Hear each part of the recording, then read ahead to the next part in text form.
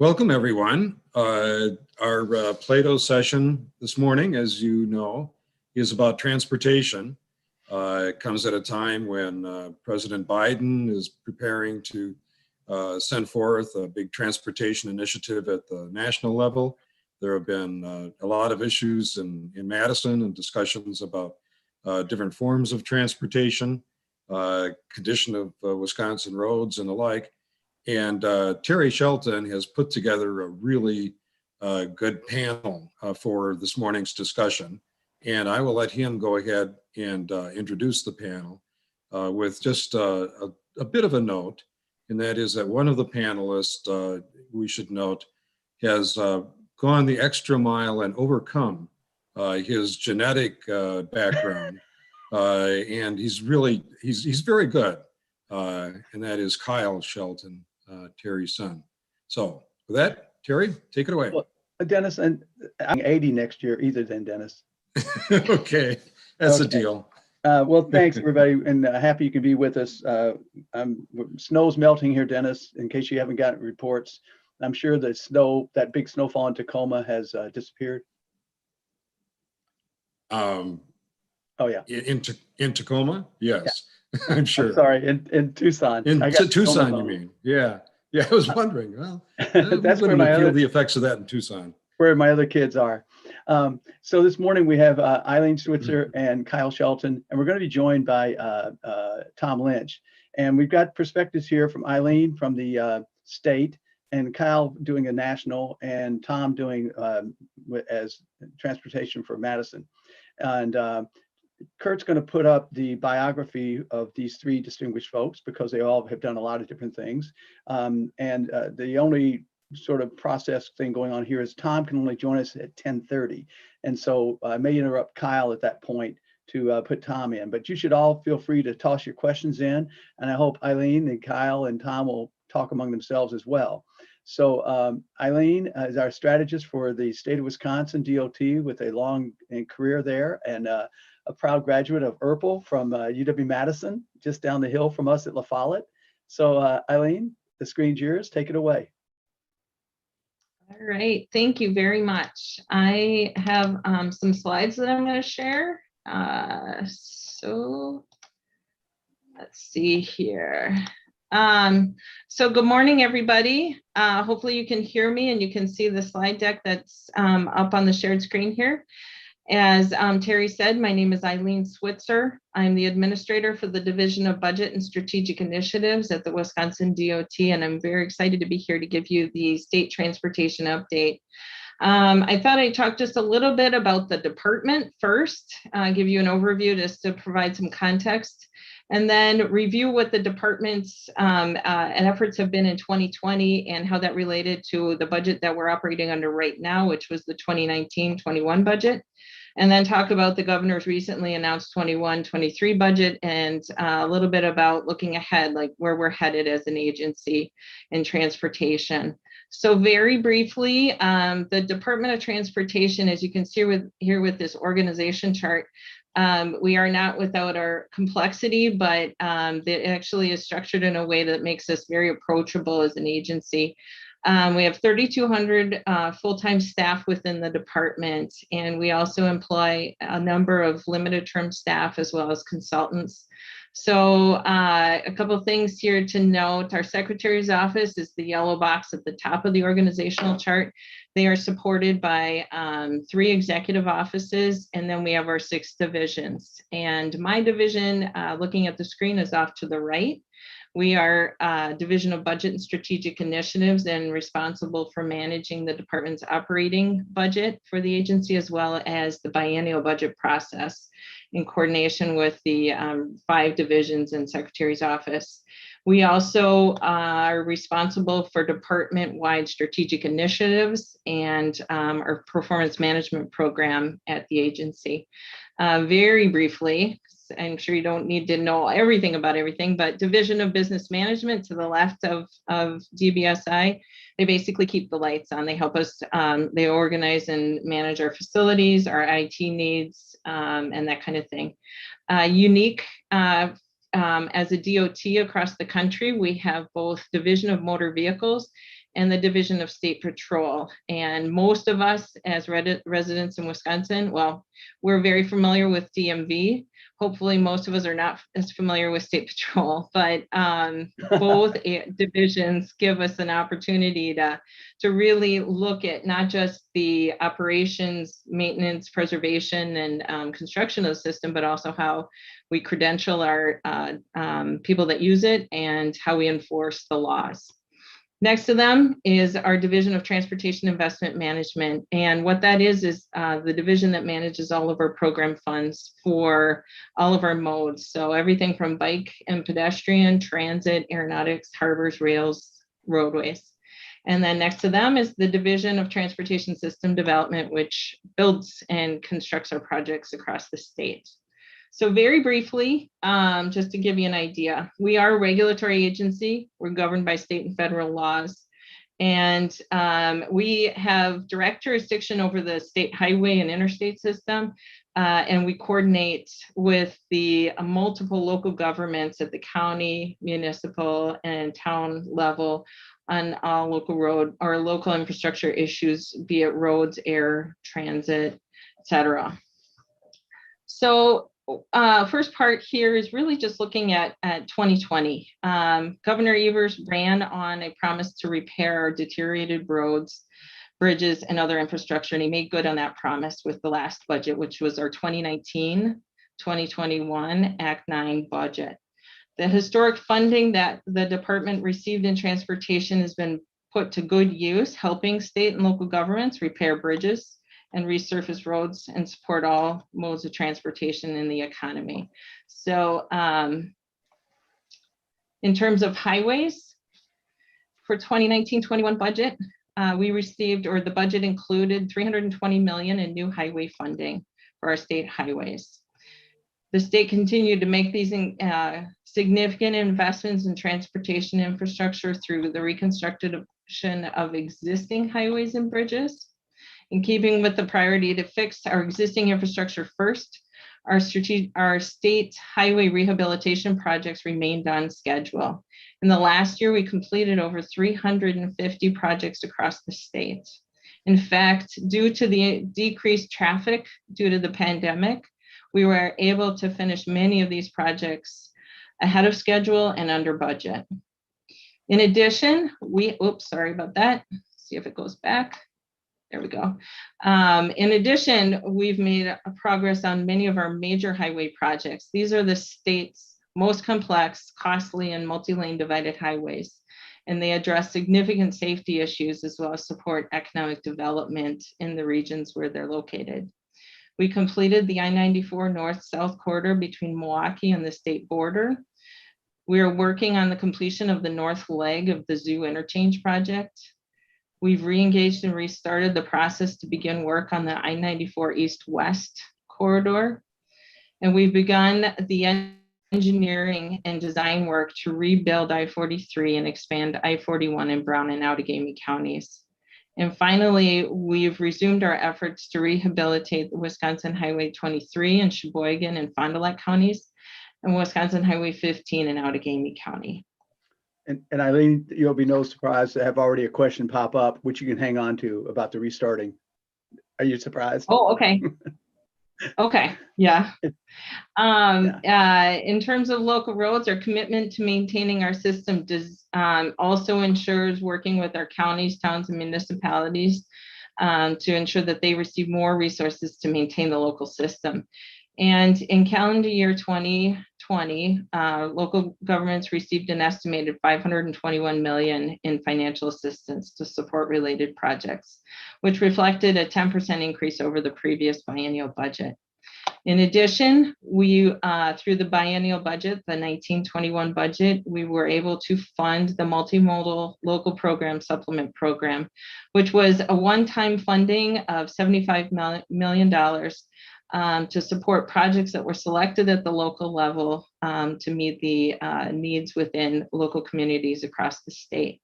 And as of October of 2020, we have been able to award 185 grants for projects that met the criteria. In addition, we've been working with the Wisconsin County Highway Association to implement phase 1 and 2 of our local bridge low risk pilot program. And so this is essentially focused on looking for ways to streamline local projects. We first started with a focus on 16 projects that were entirely funded with just state funds, looking for ways to streamline the process and delegate as much as possible to the local communities to manage those projects. And then phase 2 is looking at projects that may include federal funding, which have additional requirements, and just looking for ways to streamline that process and find ways to be more efficient and look for cost savings measures. And all of the funding here is tied to fixing it first within our local communities. Mhm. All right, rail. In 2020, we were selected to receive 6 federal passenger rail grants, which was terrific news for us. We were very successful with our applications. In this slide, you'll see a couple maps, which hopefully you can see at least some of the detail. Our Amtrak Hiawatha service is the one that shows the Milwaukee service between Milwaukee and Chicago. And we received some funding to help make station improvements at both the Milwaukee Airport Station, complete some signaling improvements near the intermodal station, which is actually located in downtown Milwaukee, as well as some improvements to the Muskego Freight Yard, all of which is aimed at increasing the number of frequencies of the round trip service between Milwaukee and Chicago. So right now we're at 7 round trips, and with these improvements and additional improvements, we're hoping to move to 10 round trips. There's also the potential to increase the speed of the service along that route. But these are iterative improvements that get us there. Fantastic. In addition to that, we also received a federal grant to work on the Twin Cities, Milwaukee, Chicago passenger rail project. So that's the TCMC project. And what that is it's a project aimed at allowing us to have an additional daily round trip between the Twin Cities through La Crosse, Milwaukee to Chicago along the Empire Builder route. And that is a partnership with MnDOT that's been long in the making. And so we continue to work on that with our partners in Minnesota and Illinois, of course. Wow. For transit, we invested almost $113 million in state funds to aid the 75 local transit systems. In addition, Wisconsin received over $92 million in federal formula aid for transit systems and distributed that to our state transit operators across Wisconsin. In the budget as well, it included a 10% increase to the Specialized Transportation Assistance Program for counties. So, and this is service that's provided for elderly and disabled individuals in all of our 72 counties. Some good news there for our 1921 budget. Wow. In aeronautics and harbors, the legislature approved a nearly $2 million for a program created in our aeronautics area, Next Gen Obstruction Removal Program. And so that's aimed at working with our airports to ensure that we've got removal of obstructions on the approach and departure paths, particularly trees that might be creating a safety issue around airports to help airports prepare and be ready for the next gen modernization effort that's being led by FAA, which is looking at ways to improve flying, making it more efficient using technology to support aeronautics around the different airports. And also in 2020, our Harbor Assistance Program responded to the Port of Milwaukee, which had a infrastructure damage resulting from the storm last year. And we were able to award an emergency Harbor Assistance Program grant to help repair the damage experienced there. And we are also considering right now the next fiscal award cycle, we received $21 million in applications for harbor improvement needs. We have 6.5 million available in grant funds. So a lot of need there, and looking at how those funds can be allocated amongst the different needs statewide at our ports and harbors. In terms of partnerships, the administration under Secretary Thompson, Secretary Designee Craig Thompson, and we have really established a strong effort to engage on a number of different topics around transportation. So in 2019, we formed the Wisconsin Stakeholder Transportation Task Force, and that is comprised of partnerships from all parts of the state, all sectors of the economy, and users of all different modes of transportation. So it's a broad group of representation. We were able to meet with them a few times in 2019. And then early 2020, we actually were able to have a face-to-face meeting before Safer at Home was implemented. So a lot of good work there. And then in 2020, we formed 2 additional advisory committees, the Wisconsin Non-Driver Advisory Committee, which we fondly call WINDEC, because every acronym, there's always an acronym.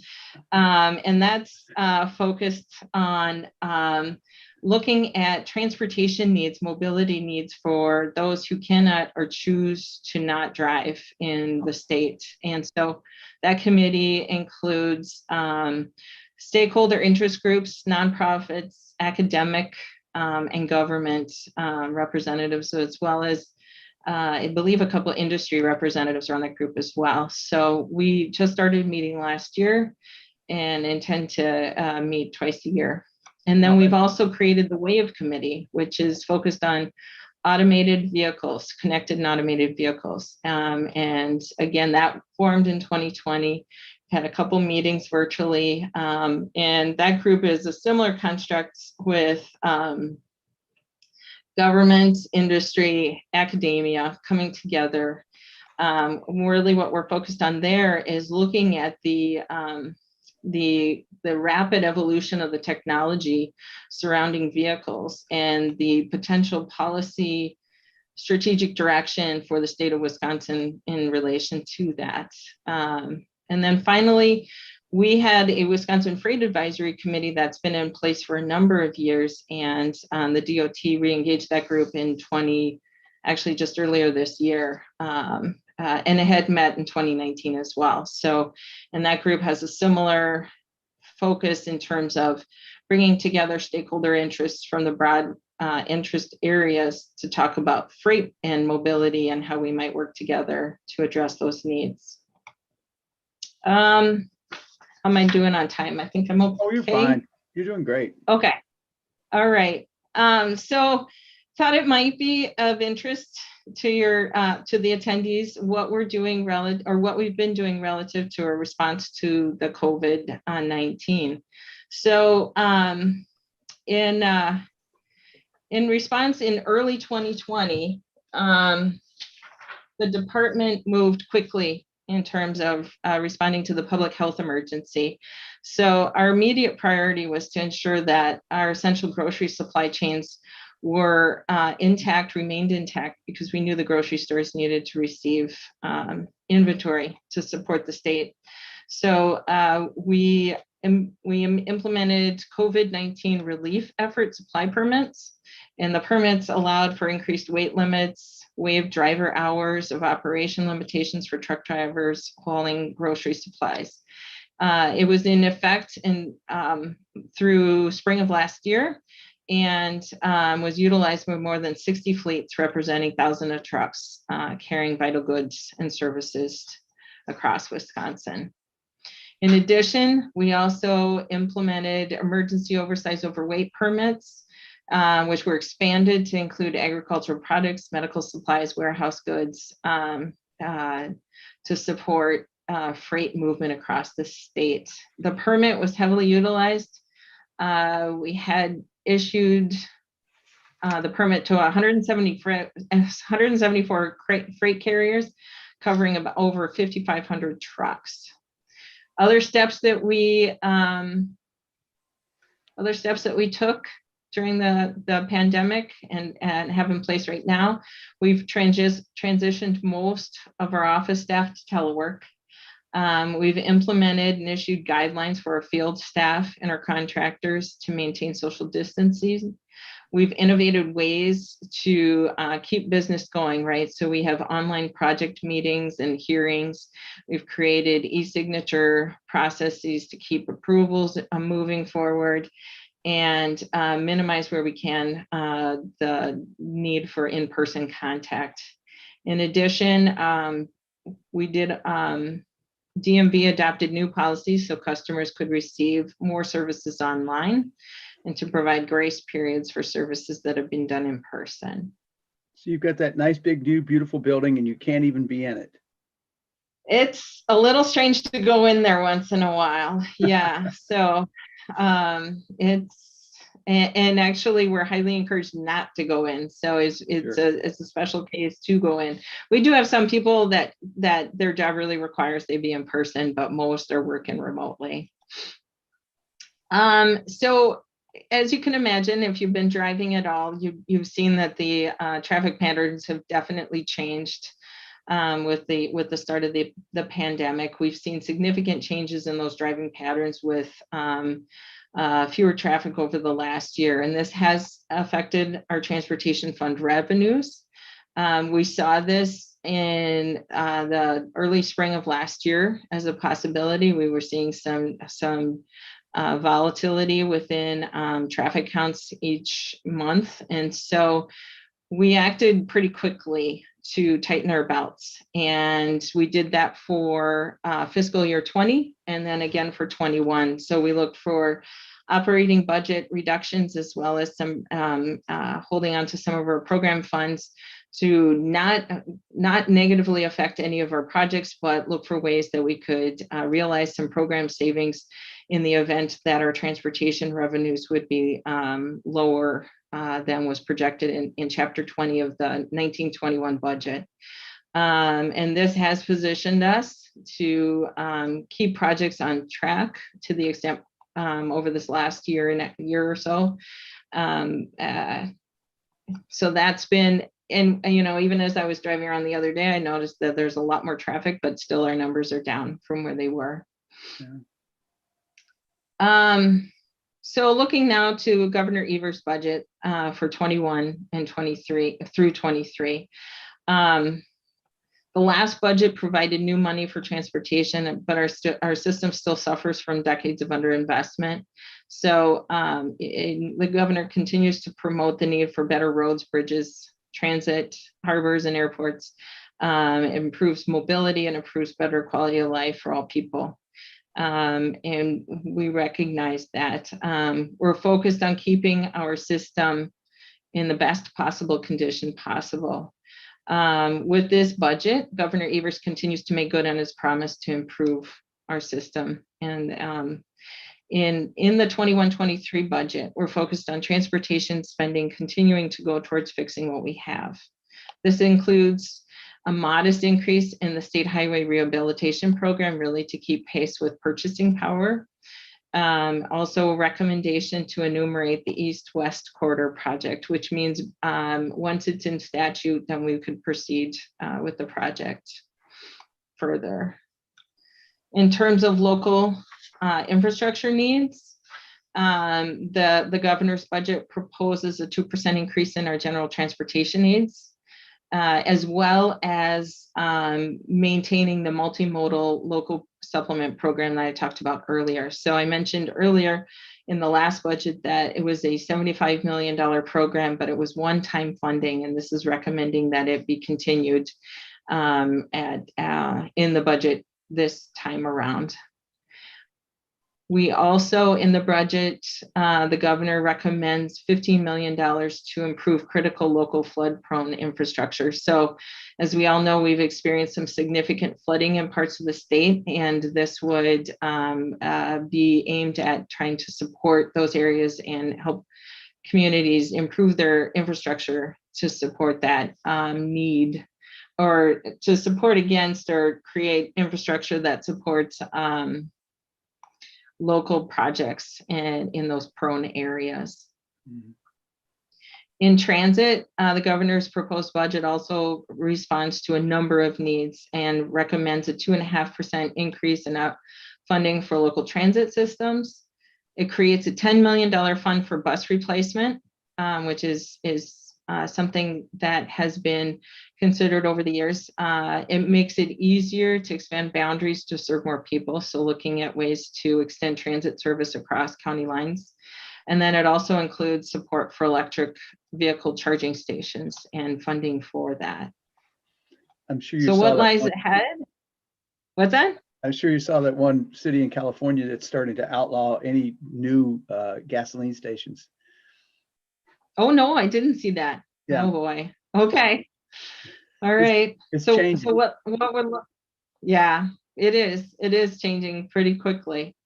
In some of this is right now, but also in our future, right? So as an agency, not only do we manage projects that are in our schedule for the immediate into 6-10 years out, but we also are responsible for state long-range transportation planning. So the department is currently engaged in planning and updating our long-range multimodal transportation plan called Connect 2050. And a number of virtual meetings have been held on this topic. And if you're interested, you can go out to our website and take a look at what's proposed. It is a plan that will look at the next 30 years of transportation policy, focus and direction for the state, and help articulate what we are thinking about, and then the information and feedback we got from the public in the formulation of that plan. So it does form the basis of a lot of good strategic direction for the agency. In addition, I mentioned the WAVE committee. Technology is evolving rapidly, and as an agency, we are very much interested in leaning forward on this topic and working with industry, working with academia to learn, to discuss the issue, look at the opportunities, and to the extent possible, be proactive in a response that allows us to meet our mission of providing a safe and efficient transportation system.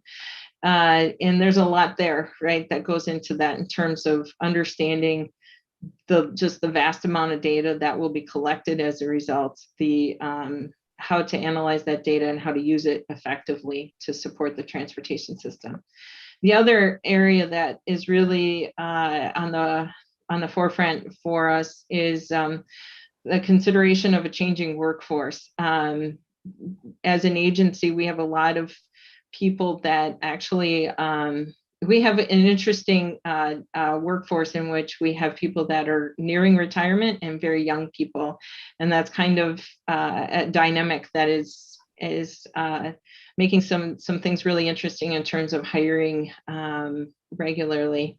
So what we're looking at right now is building a culture of innovation. Secretary Thompson is very interested in that. And when I was brought on as the administrator for DBSI, I mentioned that, and he's held on to that as a goal. And that's not just understanding and building skill sets around technology and data, but it's also about diversity, equity, and inclusion. So as an agency, in 2020, we developed our DEI plan is internally focused really, but there is an external component, and it's looking at how we can be an agency that embraces DEI and what that means for recruitment, retention, and agency culture. In addition, we're looking at organizational review. Specific divisions are challenged with this, as well as the agency as a whole and where we're headed. And then just simply skill set review, making sure that we are ready for what's in front of us in terms of those technological advances. And with that, hopefully I didn't go too far over my time. I just want to thank you. Well, thanks. And looking forward to the discussion.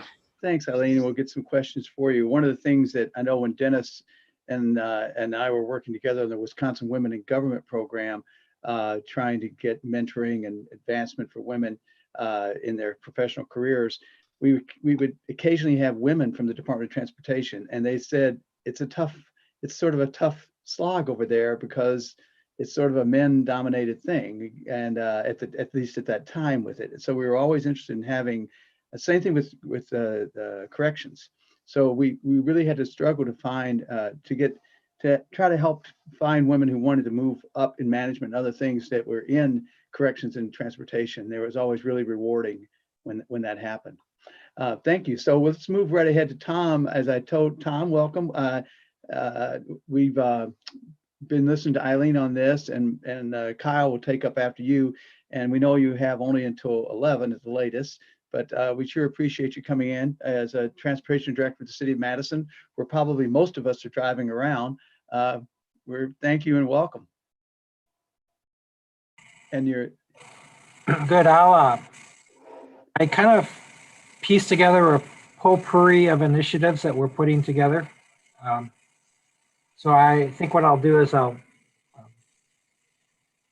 share my screen, and you'll see portions of 3 different presentations I've given over the last 6 months. Well, thank you for doing that. It's been wonderful. Let me make sure that I get the. Now, are you in your office or are you at home? I am in my office. Okay, I'm wondering. Yeah, if people can still get in. Yeah, I'm in my office. I do appreciate Zoom for the evening meetings, though. I typically have 13 to 15 evening meetings a month. Oh, Lord. Being able to take those evening meetings in, at home is nice. So I'm going to try and press advance or do the slideshow. Sometimes with Zoom, things don't advance, and so please let me know if. Okay. Here I'll talk about Madison Transportation. Did you see a new picture there? Not yet. Nope. We still have the very first slide. Okay, so I'm going to stop share, and I'm going to. Let's try that. Okay. Ooh. University Avenue. Yeah. So things are growing in Madison.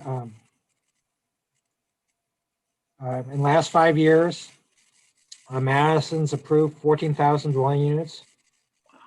Wow. Creating 120,000 new trips, daily trips. And this is continuing even in the midst of COVID crisis. If you look at the Madison State Journal, there are always developments that just, we're talking about one in West Washington. We're talking about one off of State Street. It just seems to continue. Yeah, the new one for the muffler store, Don the Muffler. Yeah, that's this morning. Archipelago Village. Then there's the one on First Street. I mean, it just is. You would. I think during the last crisis in 2008, you saw a real slowdown in investment, but for some reason, we don't seem to be experiencing that slowdown right now. The last 3 years, these are as of 2019. Madison's approved 3.3 million square feet of office, commercial, industrial space, creating 60,000 daily trips. In 2017, Madison was about 250,000, and Dane County was over just a little over 500,000. Our official projections for 2050 is Madison will be just under 300,000, and Dane County about 638,000. Those are the official projections as the state's Department of Administration projects population growth. However, if we were to grow at a similar rate as from 1990 to 2017, not faster, if we just grew the same rate, Madison would be about 350,000, and Dane County would be over 1 million. And so that's, so the mindset we're thinking is what is the transportation system that we need to be a metropolitan area of 1 million people. Wow. So what about COVID, right? Here's a couple of graphs that I plopped in just for today. With COVID, this is the traffic volumes on Park Street at Olin Avenue, okay? Immediately after the lockdowns, most of our traffic volumes were about 57% of pre-COVID. Through the summer, they rose to between 86 and 93% of pre-COVID, depending on the road. And now they're a little bit back down due to the winter lull that often occurs. It's my understanding, I don't have these for the Beltline, but it's my understanding that the Beltline has recovered even to a greater extent. Wow. But this is an opportunity, right? This is an opportunity for us to think about our transportation. This is the effects of COVID. This is from Fred economic data, month-to-month total vehicles miles traveled in the United States. So in the last recession, 2008, our use of cars and vehicle miles kind of plateaued for, I'm going to say, a good 6 years, right? Until about 2013. And then it started to grow again. It started to grow again, and then it dramatically reduced itself again with the COVID crisis. But this pandemic probably provides us an opportunity to rethink some of our roadways and addressing capacity expansion. Because this is a little bit different in that the last economic crisis really was a financial one and people lost work. This crisis is more of a disruptor in that it changes the way people do work now. It's fundamentally different. This was a survey taken by the Greater Madison Metropolitan Planning Organization. They interviewed just a tremendous number of employers and employees. This is a question answered by the employers, over 400 employers, and it says how your employees will work in the future. And so these are the employers, not the employees. But look at, almost 70% said that more will work from home periodically. Okay. Then another 50% said we'll take steps to make it easier for employees to work from home. Okay. So, people have gotten used to working from home, and it's going to change the way our transportation is. If you think about it, just one day, let's say someone works from home just one day, right? Which isn't that much, right? But if you distribute that through the week, right, that takes 20% of our traffic off the roads during peak hour. Wow. And so you think, well, that's a big deal. That's a big deal.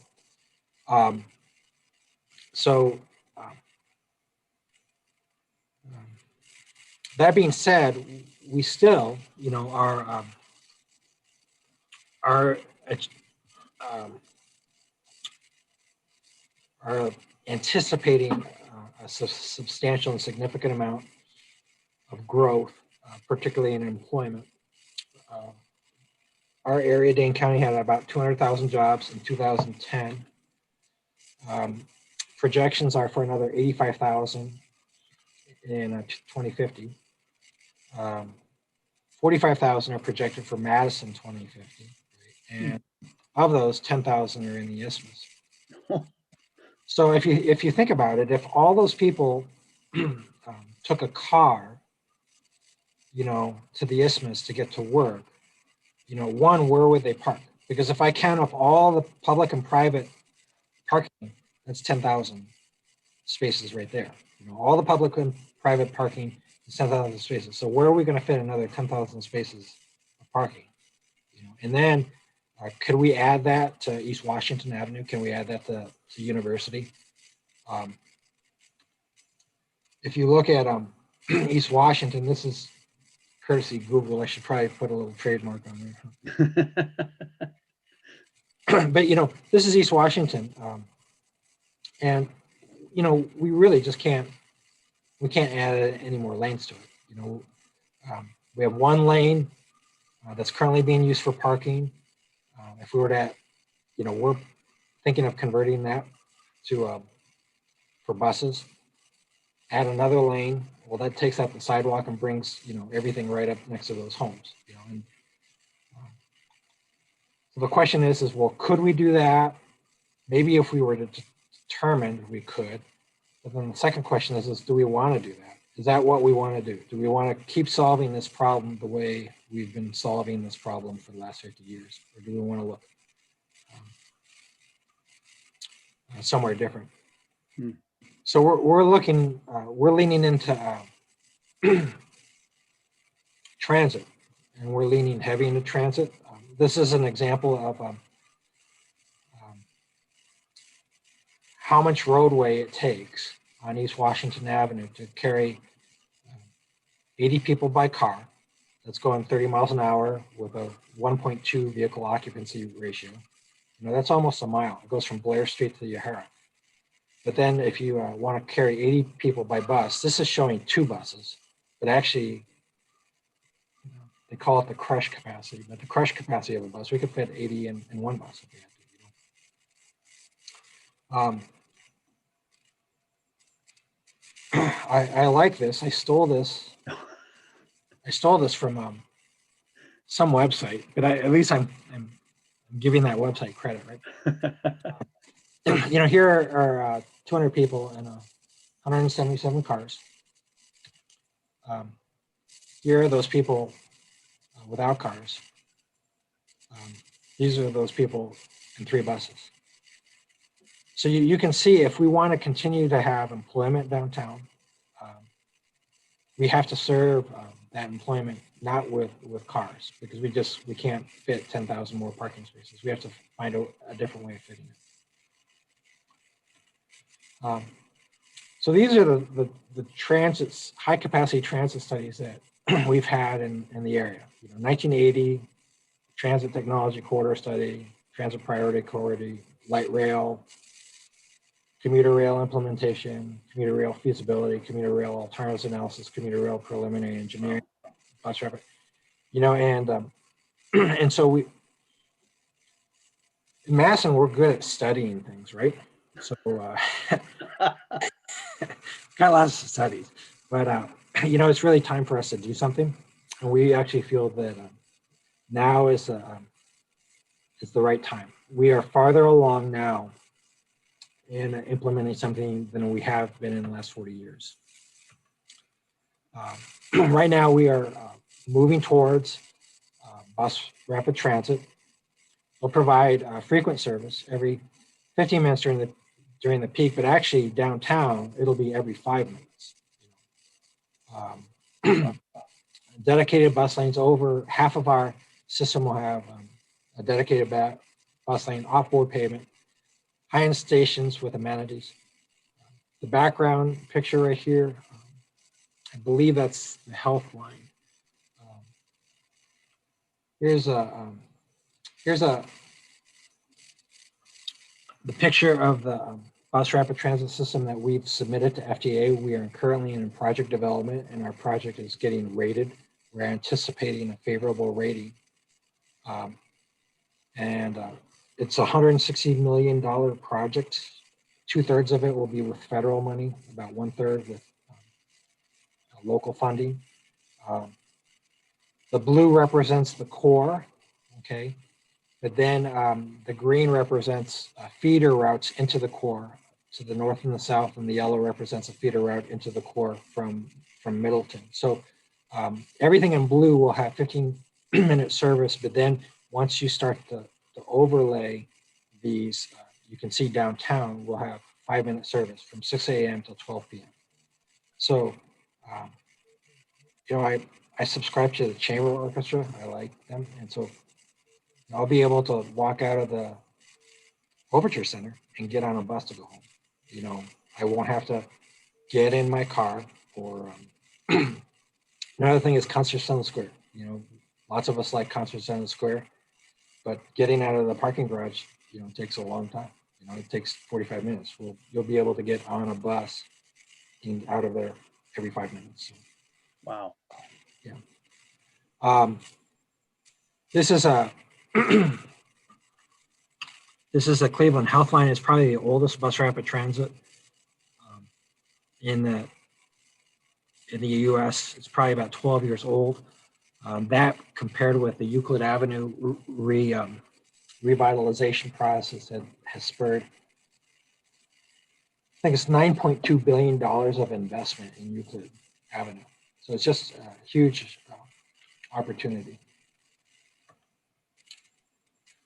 There you can see the Health Line. That's at the downtown terminal.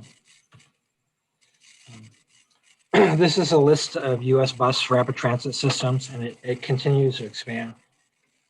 When you pull out some of the cities, Boston, Chicago, Cleveland, Eugene, Houston, Indianapolis, Phoenix, San Diego, San Francisco, Seattle, Washington, D.C. These are cities that we look to for transportation trends. What are they doing? How are they meeting their trends? We want to, we want to provide the transportation backbone that we need for the next 30 years. And so that's the direction we're moving. Let's see.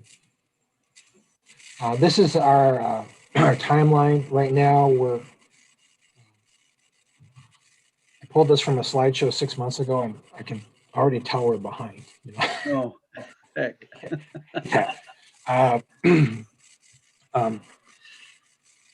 Part of it is because we've decided to our buses will be in center running stations rather than side running stations. So that means we'll have a system similar to Indianapolis. But we've submitted for project development and been approved by FTA for project development. They'll tell us what type of environmental document we're to prepare probably this week. The ratings or the evaluation for our BRT submittal will come out probably within the next month. Whenever the president releases its budget, our ratings will come out. And then we'll be pursuing a project agreement, which hopefully we can achieve in the year 2022. We have to commit all of our funding before we can get that project agreement. And that's what we'll be doing this November. Construction will be in 23 and 24. That's a bus rapid transit. We're also looking at redesigning our metro network. The redesign will design a route system that will better meet the needs of Madison area residents and businesses. In 1998, we went to the transfer point system, and that I don't know if that was good or that was bad. It just was, but some people are just satisfied with it. The fact that we're implementing bus rapid transit and we have this COVID disruption makes it just kind of an opportune time to really look at what are we doing and why are we doing it. Currently, our system is a transfer point system. It's pulsed in 30-minute increments, which means that it doesn't have a very high frequency. You can, with the transfer point system, you can get anywhere you need to in Madison, but it might take you an hour and a half. Mm-hmm. Because you'll have to transfer and we have these pulses. So you can see most things lead, it's kind of like all roads lead to Rome, right? The orange represents how we're oriented towards our employment center, but we do have peripheral routes that serve the transfer points. This is an example of the system that is oriented towards our central employment districts. And then these are the peripheral, this is our peripheral system that feeds into the transfer points that then leads into the center. Our transit system is complicated. There's many overlapping routes. it's very peak oriented. We have, twice as many buses as we have running at peak than we do during the midday, which is great if you happen to work downtown in one of the skyscrapers, right? But if you're a service worker that has to work at 10 o'clock or 11 o'clock in the morning and then leaves at 8 or something, it's not as well suited for you, right? You have to wait longer and you don't have as many routes available to you.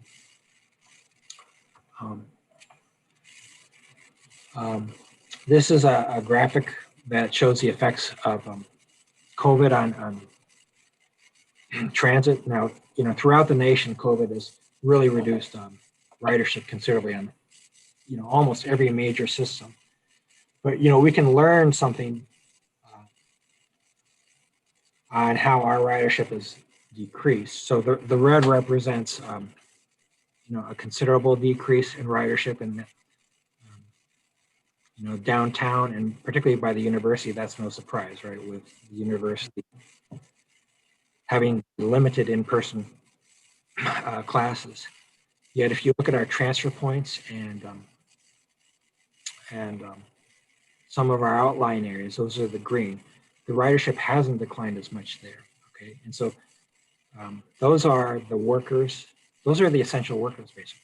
Those are the people that have to get to work, right? Because they're providing us food or medical service or something. And those are the people that don't have another way to get to work, right? Because they don't have the rest of their.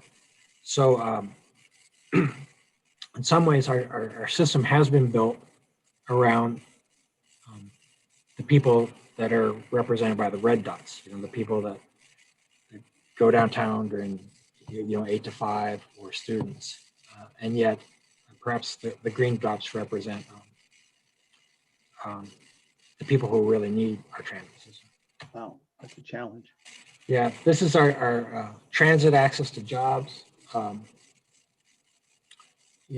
Downtown you have access. The dark purple represents access to over 100,000 jobs within a 45-minute ride on transit, whereas the light pink represents just 5,000 to 20,000 jobs within a 45-minute drive. So look at where the access to jobs is highest by transit.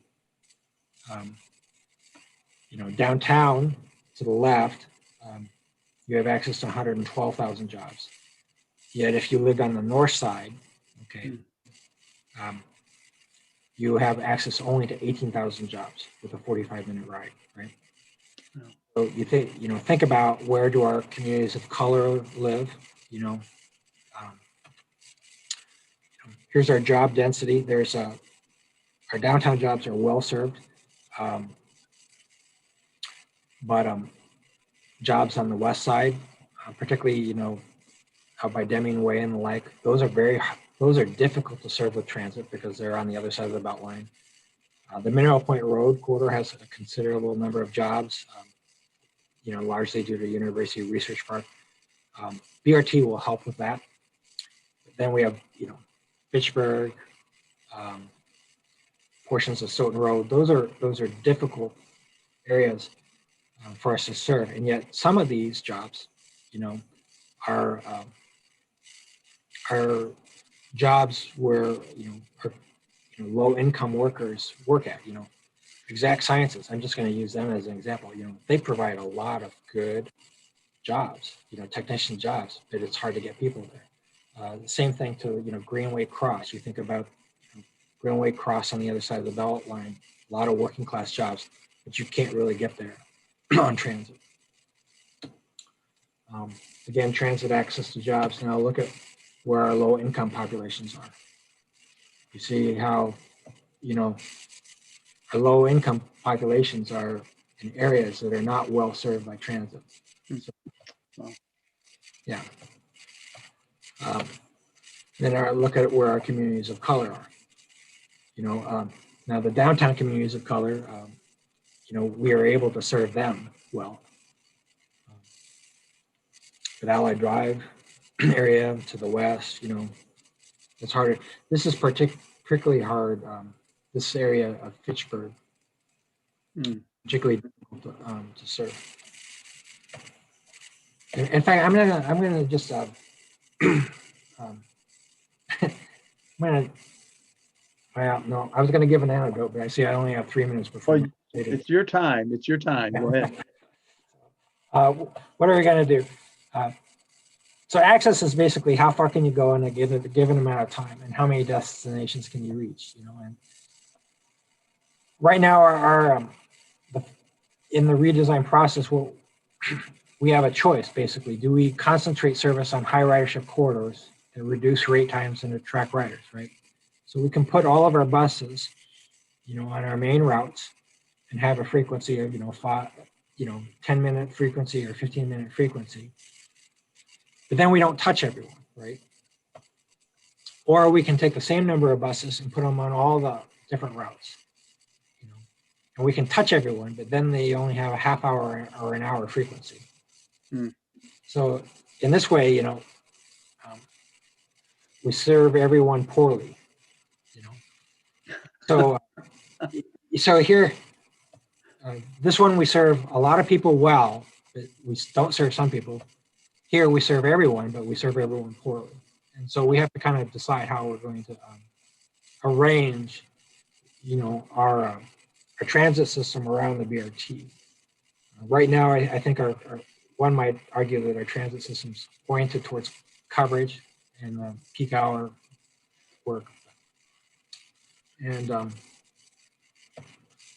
so this is right now, we're in phase one, where we're analyzing the demands and the needs, and then probably over the next year or two, we'll come up with alternatives. Many people will have comments, because this is Madison. We may or may not keep the transfer points. And if we do decide to keep some, which ones do we keep? Probably we'll implement in the fall of 2023, getting ready for BRT.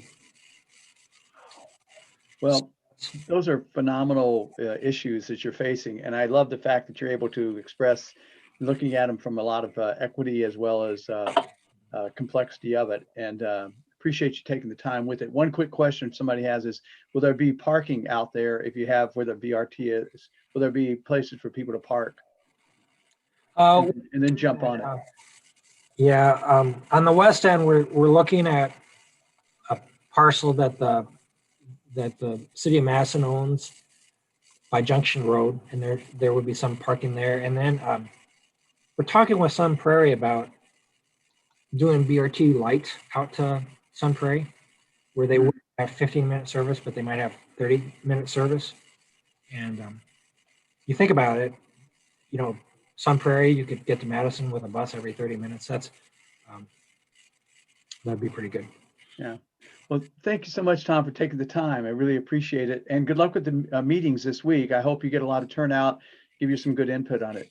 Okay. Thank you very much. All right. Thanks, Tom. I'm going to... Kyle, I guess it's up to your turn now to give us maybe a little national perspective, at least from Houston, your perspective from being in Houston. Yeah. Although, of course, you're in your old bedroom, I think, in Madison now due to COVID.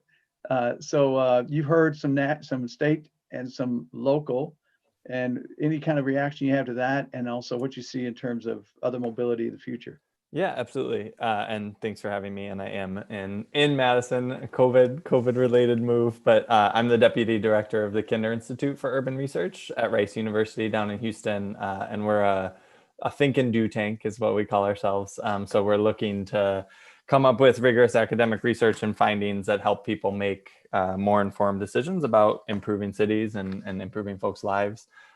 This discussion has been really interesting to sort of hear how we oscillate in transportation from, I think, the individual up to the federal level. And I want to kind of try to draw some of those lines together and also leave some good time for discussion, because folks have had some really interesting questions. And I know Aileen is still on, and she and I can sure answer lots of those questions.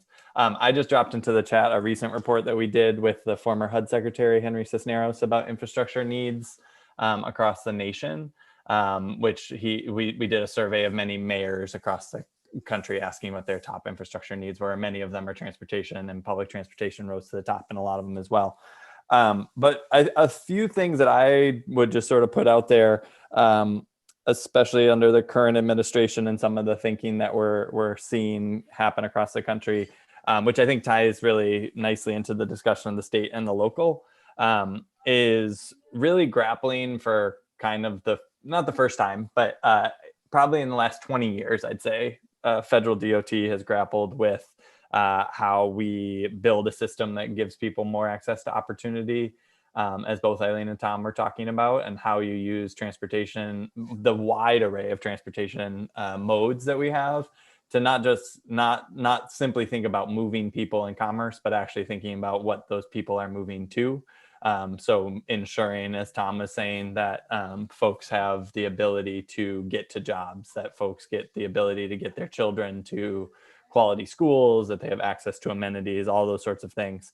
And what's become increasingly clear, and I think what every jurisdictional level has really been working at, every government level has been working at, is to think about what are the right mix of modes that give the most people that access to the best types of opportunities.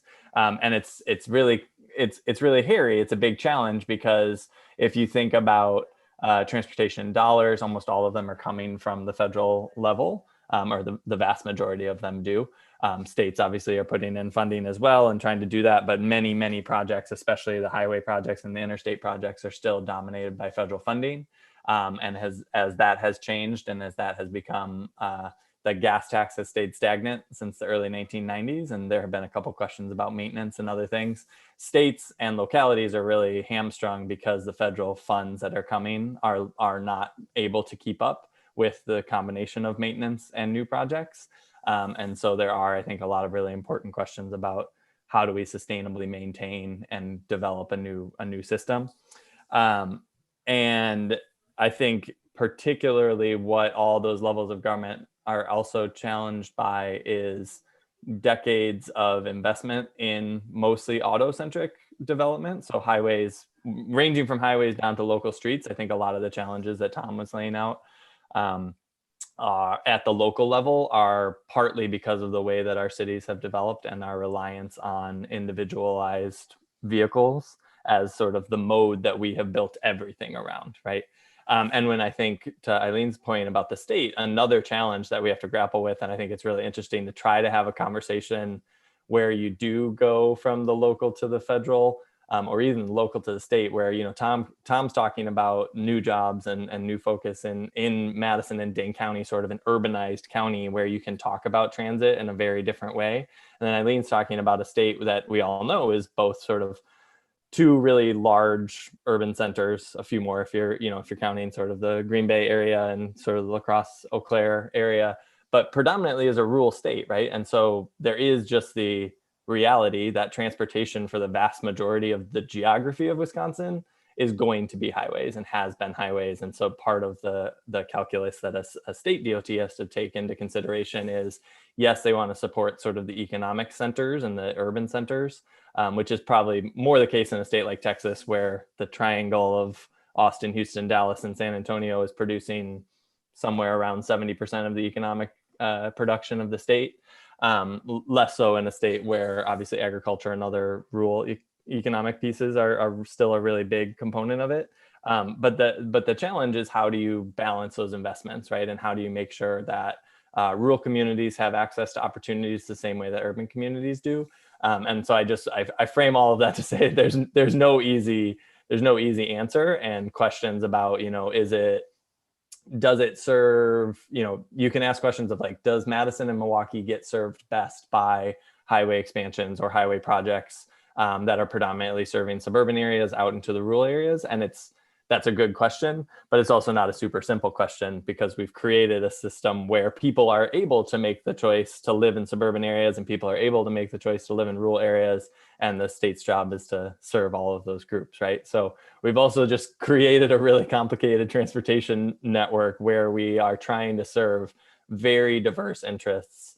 And one of the things that struck me from what Tom said, and something that I've thought a lot about, is this idea of trying to solve the problem the same way. And I think that's what we're confronting as a nation and as a state and local areas, are how do you change the approach that you've taken? Because almost without exception, cities and localities have underinvested in transit, both at a local level, at a state level, and at a federal level. So if you compare just like the overall investment in our highway system at a national level to the overall investment in our transit system at a national level, it's tens of times higher in the highway side. And so we often have this idea that transit should work perfectly, and if it doesn't, we're not going to take it, and it's a waste of money and all of this, without really having the historical frame of mind, which is recognizing the fact that we haven't also invested trillions of dollars into that transit system. So we're at this place where I think agencies like DOT, as Aileen pointed out, are making really good investments and important investments in multimodal transportation and other approaches, and thinking about ways that they can continue to support those long-term historic investments in highways, while also saying, how do we start to sort of take smaller bites at the apple of addressing different mobility challenges and giving access to both rural and urban areas. So it's a really interesting element to think about. And one of the things I also want to highlight that I think really does go across, or two things that go across all these levels. And Aileen pointed out the technology piece, and Tom touched on this a little bit as well.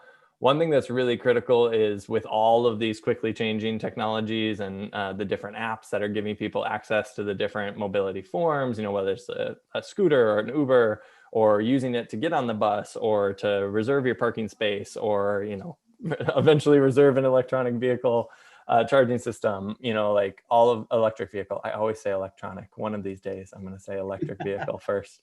All of those things are being, carried out through new technologies that agencies are being expected to be able to navigate with very little technical know-how, right? These are folks who traditionally are planners and engineers, communications, and what many public agencies, not just in transportation, but across the board, are struggling with new technologies is, how do we not just be responsive to those new technologies, but how do we actually shape those in ways that are beneficial for our services and for our constituents? And so at the city level, at every level, what that looks like is working with industry and working with technology companies to say, okay, what's coming down the pike? How our expectations for this are the following. Like, we'd like to use ride sharing in order to serve people who are not currently served by frequent bus networks, or we'd like to make sure ride sharing isn't congesting our roadways even more, right? So the cities and states and any government level can sort of proactively, and Aileen said this, proactively say, here's what our goal is with this new technology, and then shape policy and infrastructure to achieve that. What I think is fair to say has been happening in the last 10 years, really, as we've seen these transportation technologies disrupt a lot of the systems, has been far more reactive, where cities are saying, oh man, we thought we had taxis figured out, and suddenly we have this totally new form of technology and mobility that is not currently regulated by any of our taxi laws. We have to come up with how we're going to regulate this. We have to come up with, does an Uber get to sit at a curb for the same period of time as a taxi does, or does it have to sit in a different place? Are there different laws for the drivers then, and different sort of registrations for the drivers? And so that's just one example of many, where the better job that cities and local and government jurisdictions can do to sort of get ahead of the curve with those technologies, the more they're going to be able to say, we understand this is coming. Here's how we're deploying it and how we're telling you can deploy it, because that's the role of government, is to regulate the private industry and the private tools that are in place to serve the constituents, I would argue. And so being able to say, here's what we need our mobility system to do, and here's how we think your system can fit into that and still allow you to make a profit and still allow you to function the way you intended to do, is a really critical step for every level of government to make, so that the equation is government and constituents getting the benefit from the system, and not the new technological systems defining what our cities and our transportation mechanisms become, because otherwise it becomes a cycle where the agencies are never going to catch up and they're going to be really far behind the technologies. And then another piece that I want to touch on, and then I'm happy to just hear conversation and talk with y'all, is participation. And this is something that I've studied. I'm actually an urban historian by training. And I've looked at the way that residents in cities and states in the nation have been able to participate in these challenges and in these discussions. And one of the I think transportation is one of several spaces where we're at sort of a critical juncture of there is more input than ever before into programs. I think both Aileen and Tom showed you really well thought out, really carefully constructed participation mechanisms and participation processes. The next step is how do those agencies actually incorporate that feedback? And in many places, and I'll use Texas as an example, in many places there are now years-long participation processes which are ending up in relatively the same types of projects because agencies take a long time to figure out how to respond to and who to respond to in new ways. And I think this is, again, sort of a historical legacy of 80 years of doing sort of a similar process, and now saying, oh, people are asking for different things and cities are asking for different things. And the ability of a state agency or a federal agency to sort of shift on a dime is pretty limited.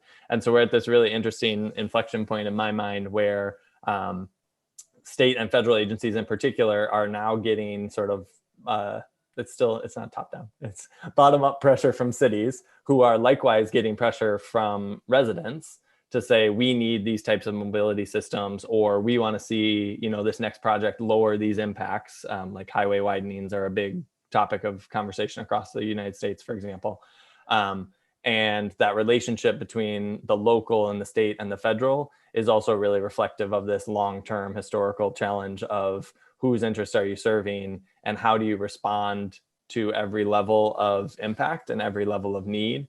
And I think transit agencies writ large are at a moment where they're trying to think through, okay, these 4 neighborhoods have absorbed decades of impacts from this highway. If we're widening this highway, how do we make sure we value and hear the concerns of those 4 neighborhoods while also putting those into sort of the same discussion as everyone else? Because these are all commonly shared resources and commonly shared projects. And one of the things that I think transportation projects in particular are grappling with right now are those historical legacies, because they are concrete projects that run through people's neighborhoods and continually impact people's neighborhoods in ways that if I don't live next to that infrastructure, it doesn't impact me in the same way. And so part of what I've tried to think through with my research and writing is how do agencies say, like, yes, here is all the input. Here is sort of weighted input from groups who have absorbed decades of impacts, or, we're prioritizing the reduction of air quality impacts or something like that. And there's a lot of discussion happening across the country, and I'm sure in Wisconsin as well, about how to do that. So I'm going to pause because I could keep talking about lots of other stuff, but I know there are lots of good questions. Well, I think that's actually the one to end on, would bounce right back to Aileen, because one of the questions, Aileen, if you had a chance to look through the Q&A, is on the resuming that, and somebody said, yeah, I generally like what Evers is doing, but doesn't that affect exactly what Kyle's just bringing up about environmental concerns and other things? What do you think about that? So you're talking about the I-94 project, east-west. So a couple of thoughts there. And maybe the folks on the call know this. We had started that project back in, I think it was 2013-14 timeframe, and when it was last studied, had a record of decision, which is a formal step in the federal process. The project was actually rescinded by the department, and we're re-engaging on it. It is a corridor that sits between the Marquette interchange and the Zoo interchange, right? So it's a piece of that system, and we have. I've been around a long time, so when I say we, there are a number of people in the department that recognize that we would need to address that corridor at some point. And the opportunity to do it now is critical. There's a lot of congestion issues that exist on that corridor. And there's a lot of safety issues as well. And so we've reopened the environmental process, and we're looking at the alternatives to confirm a preferred alternative. And what that really means is a lot of stakeholder outreach. The department, we don't talk about it a lot, which I'm not sure if that's a good thing or not, but we have a pretty strong environmental program at the DOT. And we also, with Secretary Designee Thompson's emphasis, we have a lot of stakeholder outreach effort as well. So a lot of emphasis put on public outreach, stakeholder outreach, business outreach. And so there's been a lot of discussion about this corridor to ensure that as we reassess what that preferred alternative looks like, we look at what the communities around it are most interested in and want to see as we continue analyzing the corridor and the needs. But knowing it does have high congestion levels and it does have safety issues, the goal would be to address those through the project. And investing in that infrastructure will be important to our economy. When I mentioned our major projects, those are most complex, they are costly, but they do serve to address the safety issues on these corridors, just like the I-94 East-West, and they do support the economy. So there are projections that suggest that we could generate, or it could mean jobs of between 6,000 and 10,000 in the area. And if we continue down the path of maintenance, we would not be addressing some of those needs. I will tell you that transit is going to be a big part of that analysis and looking at what that means, as well as working with the local government around the corridor as well, in terms of what that means for local roads that are adjacent to that segment. So I think I'll leave it there for now. Question maybe that either one of you could take on this is, will autonomous vehicles will there be some sort of transit equity with this? What will happen with that? Who will benefit out of that? So I would say, I think autonomous vehicles are a great example of what I was saying of government agencies needing to sort of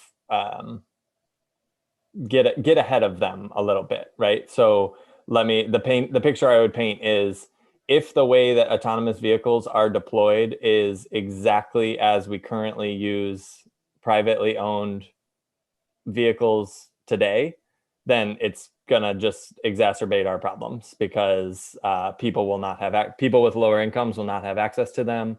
It won't solve any of the issues that Tom was talking about in terms of parking. It will certainly have some congestion impacts, like on highways and other things. Like, undeniably, there are technological benefits from autonomous vehicles being able to communicate with one another and do fleets and move along in new ways. But that also requires me in my non-autonomous vehicle to get out of the way. And so that's also going to just be, I would argue, there will be generational challenges as cars being privately driven that aren't autonomous are still in the way of the systems of autonomous vehicles. But then there's also just challenges like particular to the urban environment. If you think about so autonomous vehicles don't need to park. And if the goal is that you are basically having an on-call vehicle for you, like I'm getting out of my AV, I'm going to the store, and then I'm coming back and I want my AV to be there, in 30 seconds. Even if it's a shared commodity, it could result in AVs just moving all around. They're never parking, they're just on the road, and they are causing their own form of congestion and conflicting with other modes. So I think AVs are just a perfect example to say, I don't know the answer to all of those problems that I just laid out, but I think AVs are a perfect example of a really transformative technology that obviously is going to play a role in our lives sooner than later, but that one that also raises just a plethora of policy conversations and regulatory conversations about sort of how do they fit with the rest of the systems? How do they build better services for people? I know that DOTs across the country are thinking about that, right? That how do AVs fit with the transit system? How do they fit with pedestrians and bicyclists, right? Like you have to think about that whole. And so I think it's a double-edged sword at this point because they're so new and they can do lots of benefits. They can have lots of benefits, but they also could create sort of unforeseen consequences as well. Aileen, what do you think on that? So I agree with what Kyle's laid out there. I would say too, part of the reason, a large part of the reason that we formed the Wisconsin Automated Vehicle External Advisory Committee was just that the fully automated vehicle that can complete the driving task from start to finish without human intervention is in test mode, right? There's all kinds of stuff that you hear in the news. It's coming. It's up for debate when it will be publicly available, like to the general public.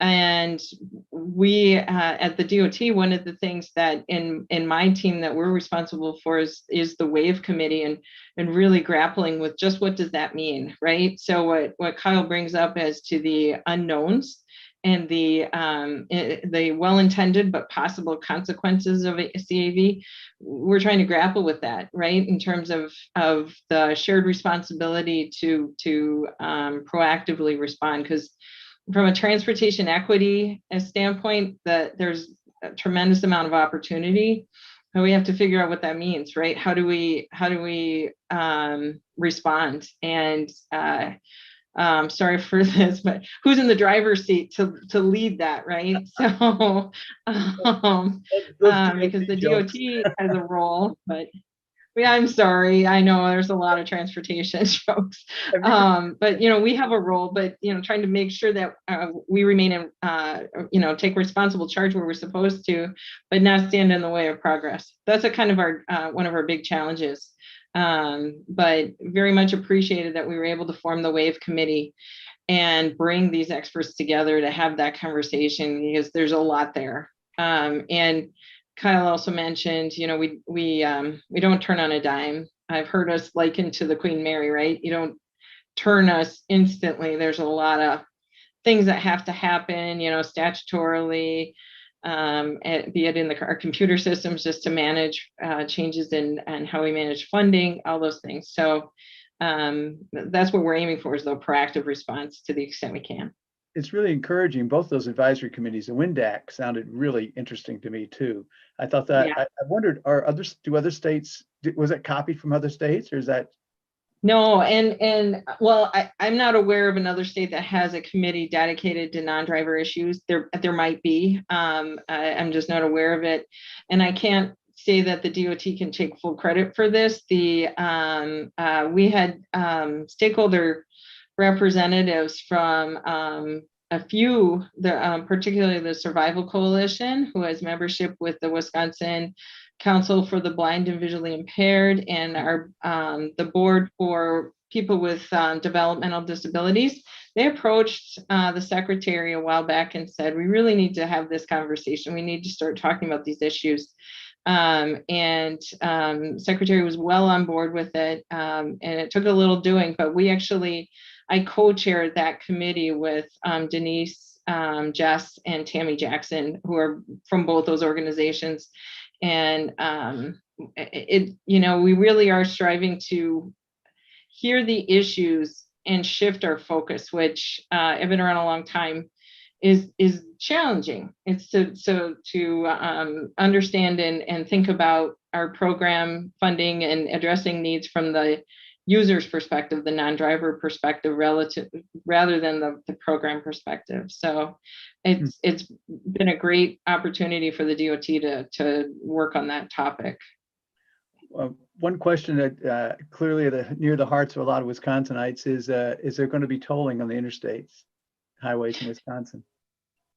So we I can't say there's going to be tolling. It wasn't in the governor's budget as a proposal. We do know, obviously, and we're looking closely at what the Biden-Harris administration is putting out there.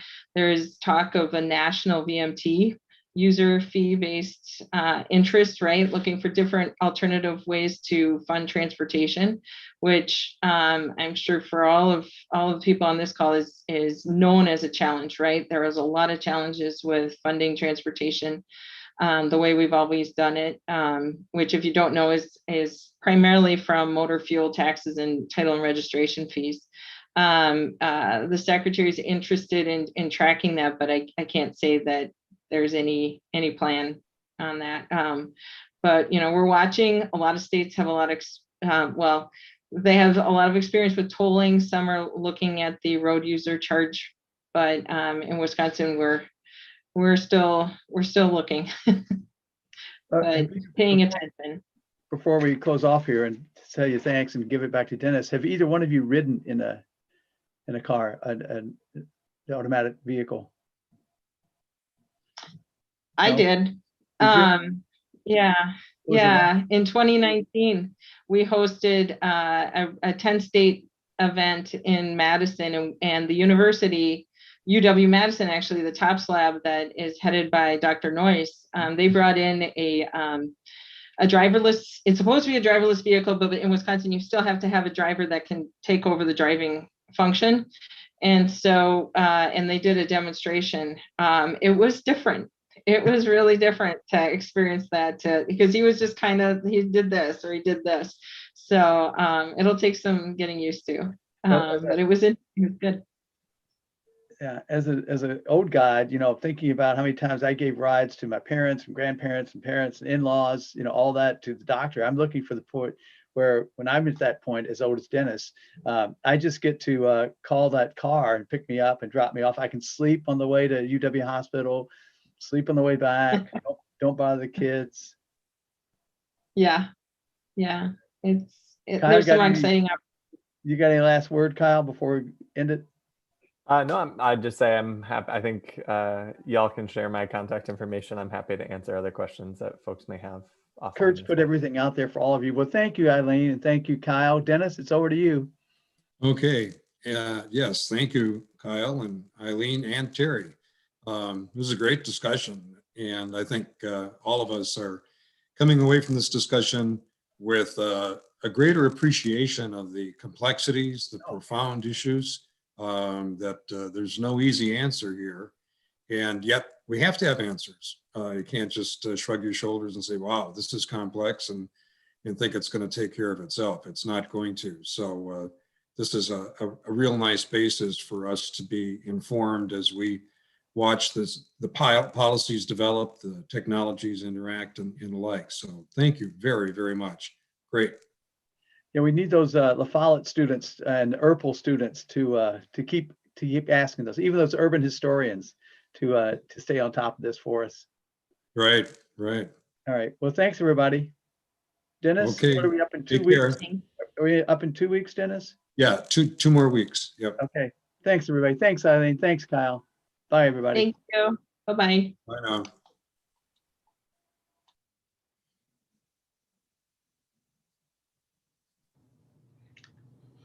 Hey, Dennis, I think I'll just send you another link if that's okay. Okay. Yeah, that makes a lot of sense. So I'll send you one momentarily, and we can chat. okay. We can chat Okay, next week.